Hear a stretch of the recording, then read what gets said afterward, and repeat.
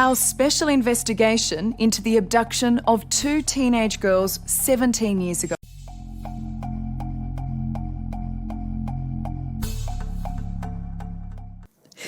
And you don't know where to look, where to go. Family home and bouncing between the sofas and spare beds of friends and family. Were abducted from the main street of Bathurst. የ15 ዓመቷ ጄሲካ ስሞል በአውስትራሊያ ባትረስት የምትኖር ከዕድሜ እኩዮቿ ጋርም በዕድሜዋ ልክ መዝናናት የሚያስደስታት ልጅ ነች። እንደ አውሮፓ አቆጣጠር በ1997 ጥቅምት 26 ላይ ጄሲካ ስሞል እንደተለመደው አይነት የተዝናኖት ምሽትን ለማሳለፍ ስትል ከቤት ወጣች። የዕለቱ ፕሮግራሟም የልብ ጓደኛ የሆነችው ቬኔሳን ጨምሮ ከሌሎች ጓደኞቿ ጋር አስደሳች አብሮነት ጊዜን ማሳለፍ ነው። እናም የልብ ጓደኛዋ የሆነችው ቬኔሳን ጠራቻትና አብረው ተያይዘው ወጡ። እናም ሁለቱ የ15 ዓመት ታዳጊ ሴቶች ሌሎች ጓደኞቻቸውን በየቤታቸው እየሄዱ በመጣራት አንድ ቦታ ተሰባሰቡ። ከዛም በጋራ ቦታ መረጡና ወደ አንድ የመዝናኛ ስፍራ ቀኑ። መዝናናቱ ተጀመረ።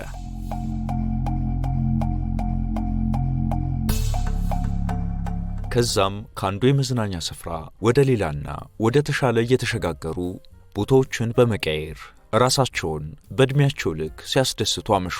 ቀኑን በዚህ መልኩ ጌሞችን ሲጫወቱ እርስ በርስ አንዳቸው ለሌላቸው ደስታን ሲፈጥሩና ሲዝናኑ ነበር ያለፈው። ጄሲካ ስሞልና ጓደኛዋ ቬኔሳ በወቅቱ አብሯቸው የነበሩትን ጓደኞቻቸውን ትተው ወደ አንድ ሳይቀላቀላቸው ወደ ቀረ ጓደኛቸው ቤት ሄዱ። እዛ ሲደርሱ ግን ጓደኛቸው በቤት ውስጥ አልነበረምና ተመልሰው ወደ ነበሩበት የመዝናኛ ቦታ ሄዱ። ሆኖም ባሉበት እንዲቆዩአቸው የነገሯቸው በሰዓቱ አብሯቸው የነበሩት ሌሎች የዕድሜያቸዎቻቸው በመዝናኛ ቦታው አልነበሩም። ከዛም ጓደኛሞቹ ጄሲካና ቬኔሳ በቅርብ ወዳለ ሬስቶራንት ጎራ ብሎ አረፋሉ። ትንሽ ተቀምጠው ጊዜ ካሳለፉ በኋላ ልባቸው ለሁለት ተከፍሎ አመነቱ። ወደ ቤታችን እንመለስ ወይስ ተጨማሪ የተዝናኖት ጊዜ ይኑረን የሚለው ላይ ሁለቱ ጓደኛሞች ተወያዩ። ይህን እርስ በርስ ከመከሩ በኋላ ሄርፎርድ ጎዳና ላይ ወደሚገኘው ወደ ሌላ ጓደኛቸው ቤት አመሩ። ሆኖም ግን በሰዓቱ ይህ ጓደኛቸውም በቤቱ አልነበረም። ስለዚህ በእግራቸው ተጉዘው ከሄዱበት ወጣ ያለ ስፍራ ወደ ከተማ በእግራቸው መመለስ ጀመሩ። ቀኑ መምሸትና አይን ያዝ ማድረግ ቢጀምርም አሁንም ጄሲካ ስሞልና ቬኔሳ እርስ በርስ እያወሩ በጎዳናው ላይ በእግራቸው መጓዛቸውን ቀጠሉ። ከነበሩበት ከተማ ወደ ዳር በጣም ብዙ በእግራቸው ተጉዘው እንደነበር ያወቁት ሲመለሱ ነበር። እናም ሁለቱ ሴቶች እየተመለሱ ባለበት የመንገዱ ዳር ላይ አንድ ነጭ መኪና ቆሞ ተመለከቱ። ማንነቱን ባያውቁትም ካሰቡት ቦታ ለመድረስ ከሰው ትብብር መጠየቅ እምብዛም ለነሱ አዲስ ነገር አልነበረምና ወደ ከተማው ድረስ ሊሸኛቸው ይችል እንደሆነ ቀረብ ብለው ጠየቁት። በወቅቱ ቬኔሳ ነበረች በመኪና ውስጥ የተቀመጠውን ሲያነጋገረችው። እናም ሰውየው ከለመዱት የተለየ አንድም አስጊ ሁኔታ የሚነበብበት ሰው አልነበረም። ልክ እንደጠየቁት በቀጥታ መልካም ልሸኛችሁ እሺ ግቡ አላቸው። ቬኔሳ ከፊት ለፊት ከሾፌሩ ጎን ስትቀመጥ፣ ጄሲካ ስሞል ደግሞ ከኋላ ወንበር ገብታ ተቀመጠች። ከዛም መንገዳቸው በዚህ መልኩ እየቀጠለ ባለበት ሰውየው ውሏቸው እንዴት እንደነበር ጠየቃቸው። ሁለቱም ሴቶች እየተቀባበሉ ስለተጫወቷቸው የቪዲዮ ጌሞችና በአጠቃላይ ስለተዝናኖት ጊዜያቸው አንድ ባንድ ይነግሩት ጀመር። ጄሲካና ቬኔሳ በዚህ መልኩ ሰውየውን ባወሩት ቁጥር እየቀለላቸው ስለሄደ በውስጣቸው 1% ቢሆን የነበረችው ስጋት ከዚህ በኋላ ሊፈጠር የሚችል ክፉ ነገር እንደሌለ በማሰብ ይበልጥ ነፃ ሆነው ማውራታቸውን ቀጠሉ። ጉዞም እንደዛው ቀጠለ። ሆኖም ወደ ከተማው መቃረብ ሲጀምሩ ግን በቅጽበት ነገሮች ተቀያየሩ። ጄሲካና ቬኔሳ በቃ እዚህ ጋር ወርደን ሊሉ እያሰቡ ባለበት ሰዓት አድብቶ የቆየው ሹፌር የመኪናዋን ተጨማሪ ማርሽ አስገብቶ ፍጥነቱን ጨመረና በጎዳናው ላይ ወደ ጨለማ ውስጥ ሽምጥ መኪናውን ማክነፍ ጀመረ። ቀጥሎም ወዲያው ከኋላ ወደ ተቀመጠችው ጄሲካ ዞሮ እየተመለከተ በፍጥነት ቬኔሳን ቀይራት እሷ አጠገብ ያለው ወንበር ላይ መታ እንድትቀመጥ አዘዛት። to look at Jessica and he said to her, right, come here. ይሄኔ አጠገቧ የነበረችው ቬኔሳ ነገሩን በመቃወም ያንን ማድረግ አትችልም እንደዛ አይሆንም ስትል መጮህ ጀመረች። ጄሲካና ቬኔሳ እጅግ ወደ ቁጡና አስፈሪነት የተቀየረውን ሰው እየተመለከቱ በፍርሃት የሚይዙት የሚጨብጡት ነገር አጡ። ሰውየው የቬኔሳን መልስ ከሰማ በኋላ መኪናውን በማቆም እጅግ ፈጣንና አስፈሪ በሆነ ሁኔታ አጠገቡ የነበረችውን ቬኔሳን አንገት አንቆ ያዘ። ምንም አይነት ንግግር መስማት እንደማይፈልግ ጮሆ በመግለጽ አንገቷን ይበልጥ አንቆ ያዛት። ይሄኔ ከመኪናው ከኋላ ወንበር ተቀምጣ የነበረችው ጄሲካ የመኪናውን በር ከፈተችው። ያስፈሪ ሰውም አንቋት የነበረችውን ቬኔሳን በመልቀቅ ጄሲካ ከእጁ እንዳታመልጠው ወደ ኋለኛው ወንበር ተወረወረ። ጄሲካ ግን ከእጁ አፈትልካ ከመኪናው ወጥታ ነበር። በዚህኛው በኩልም ቬኔሳ እንደዛው ከመኪናው ወጣች። ሁለቱ ሴቶች በዚህ መልኩ ከመኪናው ከወጡ በኋላ ሩጫቸውን ጀመሩ። አካባቢው ጭር ያለና አስፈሪ ነበር። ቢሆንም ግን ሁለቱ ሴቶች ነፍሳቸውን ለማዳን የነበራቸው ብቸኛ አማራጭ ሮጦ ማምለጥ ብቻ ነበርና በሚችሉት ሁሉ ከዛ ኃይለኛና አስፈሪ ሰው ለማምለጥ ጉልበታቸው እስከፈቀደላቸው ድረስ አፈተለኩ። እርሱም የመኪናውን በር ከፍቶ እግሬ አውጭኝ ሲሉ ሩጫ የጀመሩትን ሴቶች ተከተላቸው። ሁለቱ ሴቶች እባካችሁ እርዱን የሚል ጩኸታቸውን እያሰሙ ነበር የሚሮጡት። በዛው ውስጥ ጩኸታቸውን ሰምቶ አንድም ሰው ሊደርስላቸው ግን አልቻለም። ሁለቱ ሴቶች ከሰውየው ለማምለጥ ባደረጉት ሩጫ ቫኔሳ ይበልጥ ወደፊት ስትንደረደር፣ ጄሲካ ስሞል በድካም ወደ ኋላ እየቀረች መጣች። እንደዛም ሆኖ ሁለቱም ሴቶች በተቆራረጠ ትንፋሽም ቢሆን የድረሱልን ጩኸታቸውን ከማሰማት አላቆሙም ነበር። ቬኔሳ ወደ ሆኑ አፓርታማዎች እየቀረበች ስትመጣ የጓደኛዋ ጄሲካ ስሞል ድምፅ ከጀርባዋ ቢሰማትም እየራቃት ነበር። ቬኔሳ በጣም ፈርታ ስለነበር ወደ ኋላ ለመመልከት እንኳን ድፍረቱን አላገኘችም። ግን ጄሲካ በቅርብ ርቀት እየተከተለቻት እንደነበር አሰበች። በዛ ጨለማ ከብዙ ድካም በኋላ ወደ መኖሪያ ቤቶቹ የደረሰችው ቬኔሳ የሰዎችን ቤት መስኮታቸውን ሳይቀር በማንኳኳት አድኑን ድረሱልን ስትል ተጣራች።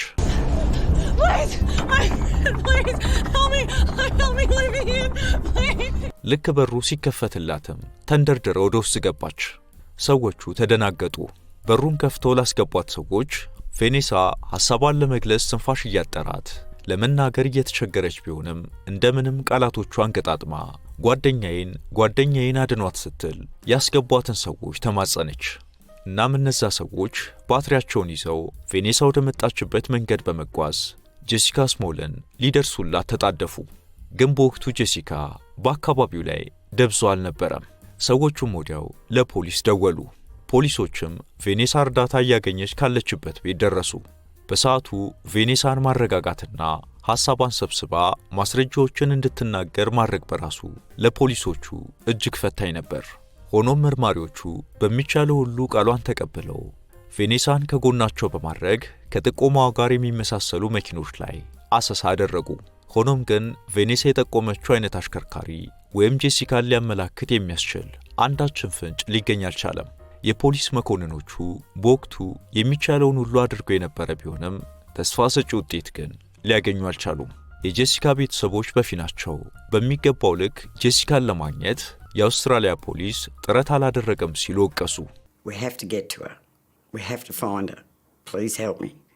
ከእማኞች የተወሰዱ ምስክሮች ጊዜ ያለፈባቸውና ችላ የተባሉ ነበር የሚለውም ብዙ ያከራከረ ጉዳይ ሆነ። And that potential evidence he found wasn't DNA tested. በወቅቱ ተጠርጥረው የተያዙ ሰዎች ቢኖሩም በቂ ማስረጃ አልተገኘባቸውም በሚል ተጠርጣሪ ሆነው የነበሩ ውስን ሰዎች እንደነበሩ የሚያሳውሱት የመረጃ ምንጮች አንድሪው ማክብራይድ፣ ክሬግ ሮበርትሰን የተባሉና ሌሎች ጥቆማ ተደርጎባቸው እንደነበር ያነሳሉ። ፖሊሶች በፊናቸው በእነዛ ሰዎች ላይ በቂ ማስረጃ ባለመገኘቱ ምርመራውን ከባድ እንዳደረገባቸው ተናገሩ። አንዳንድ የምርመራ ቡድኑ አባላት በፊናቸው ጄሲካ ሆን ብላ እንደተሰወረችና ቬኔሳ ለሷ ሽፋን ለመስጠት ስትል ታሪኩን ፈጥራለች የሚል ጥርጣሬ እንዳላቸው ተናገሩ። ይሄ ጥርጣሬ ከፖሊሶቹ መደመጡ ደግሞ የጄሲካ ቤተሰቦች በፖሊሶቹ ላይ ይበልጥ እንዲያዝኑና ተስፋ እንዲቆርጡ አደረጋቸው። And you don't know where to look, where to go. ፖሊሶቹ ጄሲካ አውቃ ሊሆን ይችላል የተሰወረችው፣ ጓደኛዋም ለጄሲካ ሽፋን ሰጥታለች ብሎ ማሰባቸው ደግሞ አንዳንድ የተገኙ ጭላንጭል ፍንጮችን በቸልታ እንዲመለከቱ አድርጓቸዋል።